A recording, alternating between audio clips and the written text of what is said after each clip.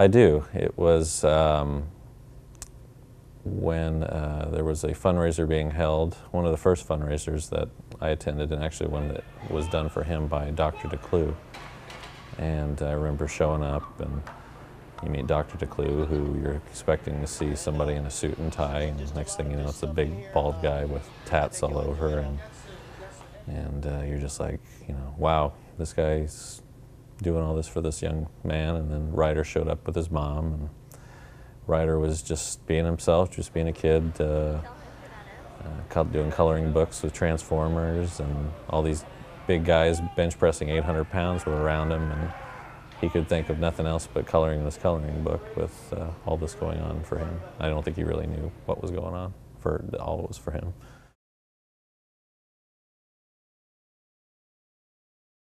I think it really hit home for me about children's cancer. You see a lot of Facebook pages out there and different websites with, you know, save my little one, he's sick, you know, awareness and that sort of thing. I think it really hit home for me when I went to OU's Children's Hospital when we were there for one of Ryder's chemo treatments. And Bert Mumolo and I, we walked into the waiting room, and this was early on in the morning, and it was just packed to the brim with children and families. And we were there a good hour and a half, 2 hours with the family shooting and, you know, documenting Ryder's story. And then when we left, we walked out to that same lobby, and it was still packed with all new families and all new children and all different ages. And it's a constant like that at the hospital. You don't really understand how many sick children are out there because they don't have a voice. And I think that that's the real important thing of us documenting Ryder's story, is because he doesn't, you know, these children don't have a voice. And through his legacy and showing how many people he's touched, that hopefully it does raise awareness and raise funding for children's cancer. There was a few times over the past couple of years I asked, you know, the family if they'd spoken with him about that.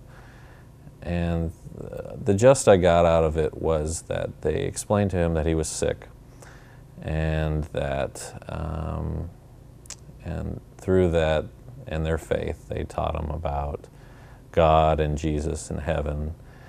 And I don't think that they really said, Ryder, you have no chance of surviving. This is terminal, you aren't going to survive.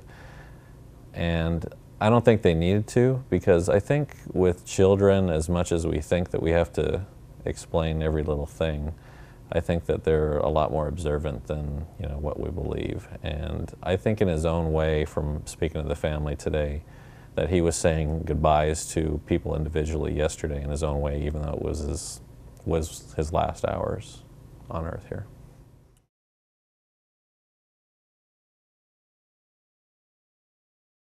And we strive to, with each story, whether it be with Bert and I or stories in general, we try to exceed with each story of trying to tell a better story to help our community or trying to do that story. But when we met Ryder, we knew that it was going to be, okay, a regular day shoot, you go out, you shoot it, and let's turn it and put it on the 10 o'clock news. Tomorrow I got a new day, a new story. We knew that if we were going to share his story properly, that we were going to have to be through the duration. And believe me, at the time, I thought, okay, well, maybe this is 6 months, 9 months, and then we'll be able to move on to something else. And after he went into remission, and honestly, I thought that we were done with Ryder's story. I thought that we succeeded, that we raised awareness. He's going to be okay. He's going to live for forever. And then you find out a short 6 to 8 months later that the cancer's back. It's growing faster than before, and it's terminal. And to gain the trust of their family, you know, is something near and dear to me, because I've been blessed with my family not to have to go through a situation like this, and I can't imagine seeing a camera show up and trying to say, hey, ignore me. You know, your child has cancer and he's getting poked and prodded and he's screaming and he's getting blood taken. Don't mind me, I'm in the room here.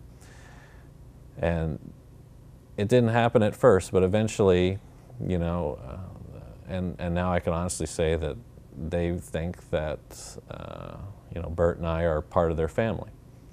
And I consider it the same way. You know, I plan on inviting them to my wedding. You know, being there today, you know, after he passed was not easy at all. Like I said to you, this wasn't just a story. You know, this is something that needs to be told.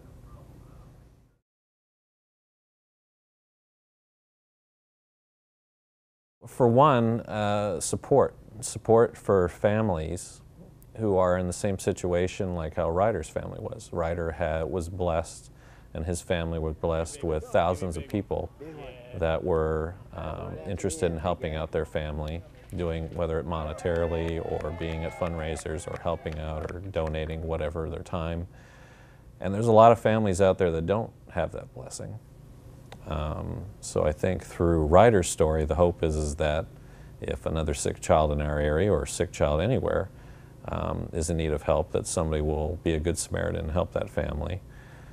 And again, that through this, some eyes will be opened. I know all cancers are bad, including Breast Cancer Awareness Month and all that, but the amount of money that children's cancer receives every year is minuscule compared to what the other cancers are getting. And this is our future. These kids are our future.